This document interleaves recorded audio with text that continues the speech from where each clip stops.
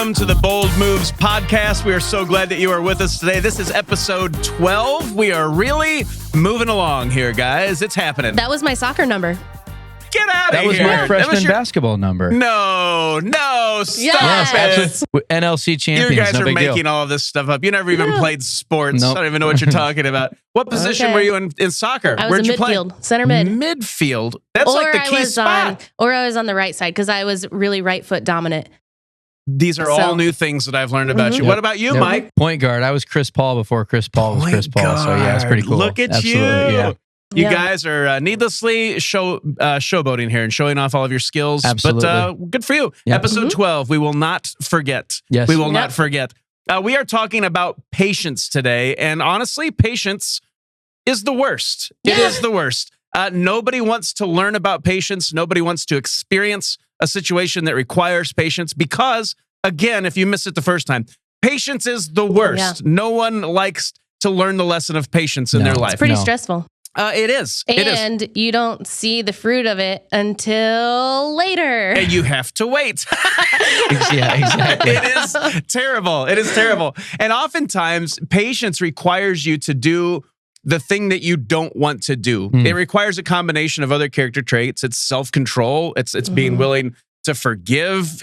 Patience is a combination of a lot of things. You're trusting that you're doing the right thing, that God's going to honor you. He's going to come through. He's going to be faithful. Patience is a combination of a lot of things that just will test you in every possible way. And I don't know. I've been thinking about this. I was reminded recently that there's been a study of successful people. Now, I don't know, define successful person, but they did this research to see what is it that unites all successful people in the world? Like, what is that common trait that all successful people have? And when it came down to it, it wasn't about any particular, talent or gift that they had. It wasn't their upbringing. It was just basically that they all had this willingness to do the things that they didn't want to do. And so it's that discipline. Yeah. It's being patient and just being sure that if you wait this out, if you walk down this path, if you're patient, it will work out. It will be the best thing for it. So it's denying yourself any pleasure or payoff right now in the hopes that in the long term, it will have benefit. I think that's what patience does for us. Yeah. It grows our character. It matures our faith. It helps us rely on God. So it's interesting. We don't like it. No.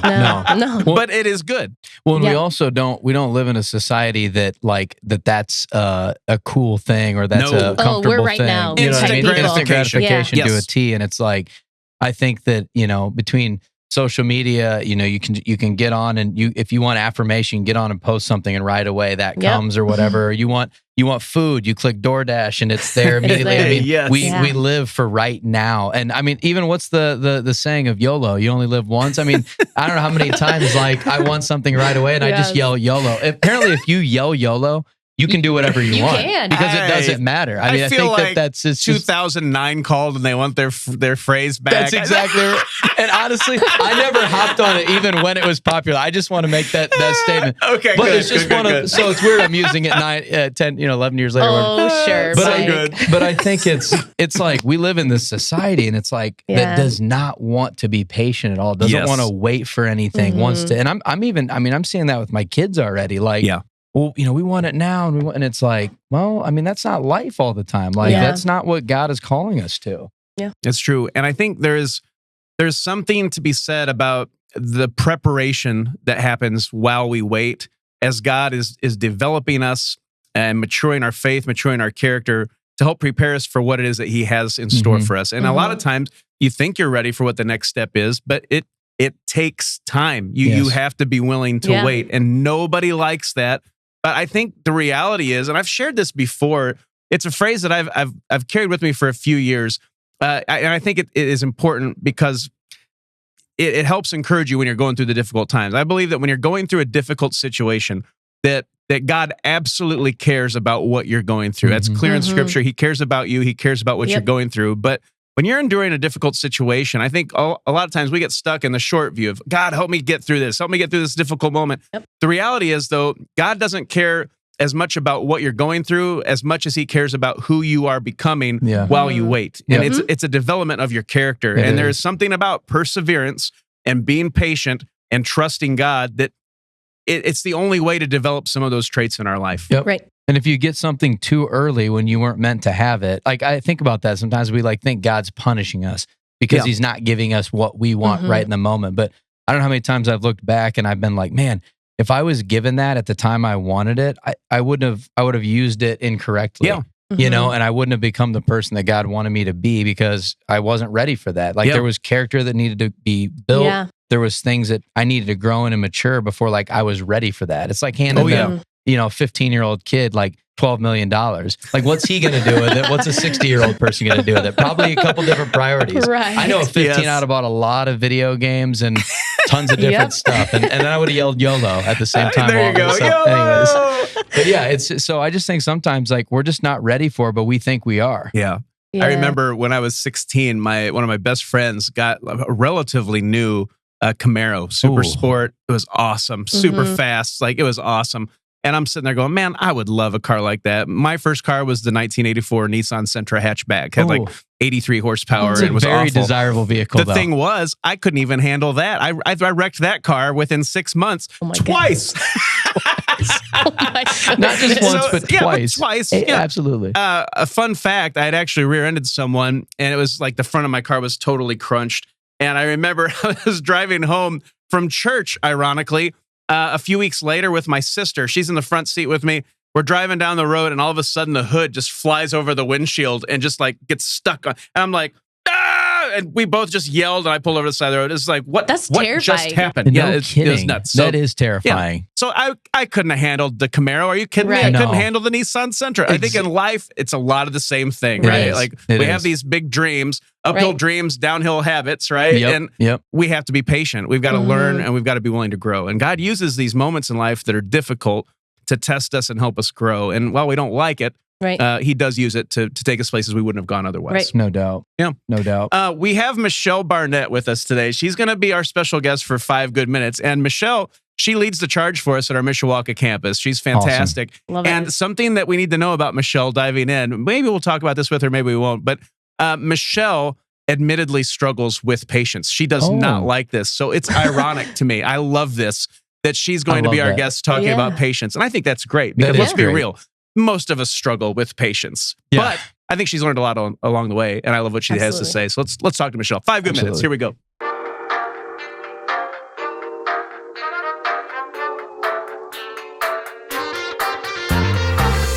Hey, we are here with Michelle Barnett for 5 good minutes. Michelle, you're going to be talking about patience and teaching us all about it. Wait, what did you just say? Yeah, you're teaching us about patience. No. I thought you were going to show me how to be patient. No. This is your moment to shine, Michelle. Teach us everything you know. This is so good. Why do you struggle with patience, Michelle? Why is that a thing that you struggle with? Let's talk about that. I'll be honest with you. I think for me personally, I started ministry really late in life. Yeah. And so I think that there's been a calling on my life, but it took me so long to answer that call. I just have this urgency now because I've wasted so much time of my life. It's that's interesting. I want to get it done now. It's it's the craziest thing. And I think that's what it is. I don't have much time left and I have to make up for all this lost time, which I know is not what God says, but that's what Michelle says. Yeah. I got to say, let me stop right there. That's actually very interesting right there, because I think there's something to be said about being passionate about the calling that God's placed on your life, carrying that sense of urgency. That's very real. That's real good. Would there be there's a holy anger? Would there be a holy impatience, I wonder? I'm impatient to get the things of God done in my life. Yes. That's interesting, Michelle. You've got me thinking. Okay, so you've got a sense of urgency. You answered your call late to life. So what does that lead to in your life? What's the tension that you feel? Well, I am by nature, I'm entrepreneurish. I'm a visionary. Yeah. Mm-hmm. So I'll look into a situation and instead of seeing all the problems, I see solutions. Yeah. Those solutions, I want immediate results. I don't want to wait. Yes. Like everyone tells me, Michelle, when you start a ministry, give it a good 3 years. I'm like, no. 3 months. What can we do in 3 months? Yes. And that is and seriously, it's just this dire urgency in me. Yeah. This God asked me to do. I got to get it done. Yeah. I love that. And I I applaud you for that. Honestly, I love that about you, Michelle, because you go after it. And you know, like, if Michelle's on that job, she is going to get it done. Right. Talk to me about like when that's a negative in your life, though. Like, how have you had to overcome that and work on that in your own life? Because the way you're wired, I could see you being really impatient a lot. How does John feel about? What would John say about you and your impatience, Michelle? John, really? Michelle? Ooh, we don't want to talk about that. That's good. Excellent. The good thing about John, I'll be serious. I love that man so much because he truly is my patience. Like, you wouldn't see it. Like, John is the most relaxed, casual person in the world. And I'm like, we got to do this now. He's like, Michelle, breathe. That's perfect. So, I mean, God has placed him in your life as kind of that like check valve. Like, hey, slow down. Doesn't God do that for us? It's like, amazing. He matches us with our opposites. Yes, so that we does. can survive. That's does. so good. That's so good. And it frustrates me because I'm like, no, John. And he's like, Michelle. I'm like, fine, I'll listen to you again. And he's always right. And that's what I hate. I said that, though. It's on the podcast. It's on the internet now. So I don't true. know how to hide this. We don't have to tell him. You just told him, right? Yep. On the podcast. That's so good. So what has God taught you in dealing with patience? What are some of the things you've learned along the way because of that, Michelle? What's that look like? Yeah, I think, and I am getting better with this, believe it or not, is first of all, I have to listen to God, and I have to really check myself to make sure this is something that God's asked me to do versus something that Michelle wants to do. Yeah, that's good. So important. And so I have learned to ask myself 5 questions before I even say yes to anything. Oh, that's now, good. Granted, I answer those questions really quickly, but I do ask myself 5 Goes questions. through the process. Yes. And those questions are like, what impossible situation are you facing? That's number 1. And I actually write it down. What is God saying to you about this situation? What am I saying to God about this situation? Oh, that's good. And then how can God bring glory to the situation? If you do this, how is God going to show up? Like, can you give God glory? And then the last one is with your perseverance, patience. What God accomplished through this? So those are the 5 questions I asked myself. That's really good. Honestly, that's really, there's a book there. I'm not kidding. That's good. I mean, for being so bad with patience, that was some She's great worked it out. content Unbelievable. that would be helpful for a lot of people. That's good stuff, Michelle. And it took me years to figure this out, though. And so those are questions I ask myself. And if I can answer those questions, and I do, and I actually, every situation I have a journal and I write down answers to each one of those questions. And then I have to remind myself that because of my personality and I just go after stuff, I have to know that occasionally I'm going to fail. And a failure in God's eyes is not a failure. When something doesn't succeed, I have learned to say, okay, God, what are you trying to show me through this? That's good. Was it really me pushing it too far? Or is there something in the situation that, maybe I should have waited a couple more weeks or a couple more months or whatever. So it's always about, knowing that a failure is not necessarily a failure. A failure is a learning experience. And so that's something, and I always have to remind myself, why am I doing this? Why? Going back to those 5 questions. So when I get frustrated, because I get frustrated a lot, why? And it's really crazy because every time I get frustrated, I'm telling you, I'm like, God, you got the wrong person. I'm not making this happen. I can't wait anymore. And God shows up and he brings this beautiful small thing. And God's like, see, that's what you're supposed to focus on, Michelle. And I'll give you an example. Like Sunday, we were at the Mishawaka campus. Things were not going the way that I see them going because I have this vision in my head of how it's supposed to be. And it's not there yet. And I've been there 3 months. And so everything's going wrong and I'm backstage and I'm like praying and I'm like, God, you got the wrong girl. I can't do this. And God's like, whatever. So we went through the sermon. And at the end of the wait, God, that was the audible voice of God. Like, that's how I responded to you, Michelle. Whatever. Yeah, he's like, whatever, Michelle. Just wait. That's so good. That's great. And then at the end of the service, a lady came up to me and said, you know what, Michelle, my bold move is I've asked my 5 children to get baptized with me on Mother's Day. Wow. I mean, it's the why, right? Awesome. God's like right there. Michelle, that's what I asked you to do. Yes. You be still and listen. And I'm like, okay, God, you're right. And then I cried, of course, and he was right. And so that's those moments that I have to remember, stop and just wait and listen for God's voice. And he's good. even though everything's going wrong, there's one person or two person or three people in there that are going to hear his voice, and that's what it's all about. Yeah, and it works.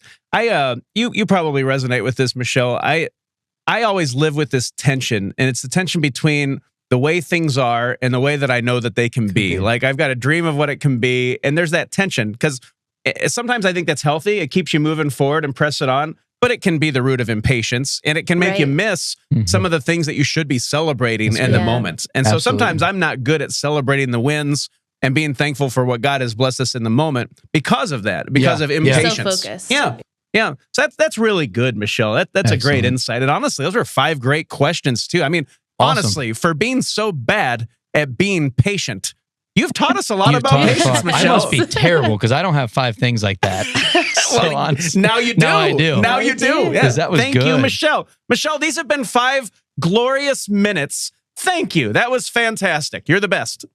Yeah. Is it time to go now? Because I got things to do. That's good. That's a great end. Michelle Barnett out. See you later, Michelle. Bye.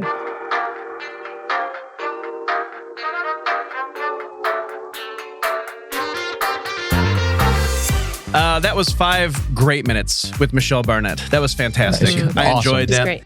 Thinking about patience, I want to read this one verse. It's from Colossians 3:12. It says, "Therefore, as God's chosen people, holy and dearly loved," it says, "clothe yourselves with compassion, kindness, humility, gentleness, and patience." Like, it's one of the key things that we are to intentionally put on. Patience is the last one listed. Of course it is, right? You had to wait for it. We got to throw it in the list. Yes, it had to be in there. And it's so incredibly important because, again, patience is what allows us to grow. It's what allows us to become who God created us to be. And nobody likes that, but it is how we grow. And I was having a conversation with a friend of mine recently talking about how we view life. We'll look at the life that we've lived, the past, and realize that, man, those were difficult years in the time, but they were a blessing. Like, you can look back and see how God was faithful and use different parts of your journey, and it was a blessing.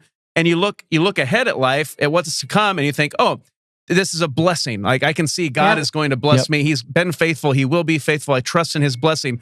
But what happens is we then look at our current situation, the present, and it's a burden because you're right in the middle of experiencing that situation, that thing where I'm required to be patient. And it's a burden. And I think the test is to start looking at the trial actually as a blessing and to realize God is still here. God hasn't left me. He hasn't forsaken me. He's going to be faithful. He's going to use this for my good. I think that there has to be something to that. Yeah. I think that's really powerful. And I was even sitting here thinking about when, clothe yourselves. Like, if you've ever tried to get your child dressed, how impatient, annoying. Why? Because the vision for me is you need to be fully dressed and walking out the door. And we're arguing about putting our socks on, our shirts on, our every possible thing. And it's like, this should be a 1-minute task. And this is taking 15 minutes. I mean, talk about testing your patience. And that just gets so.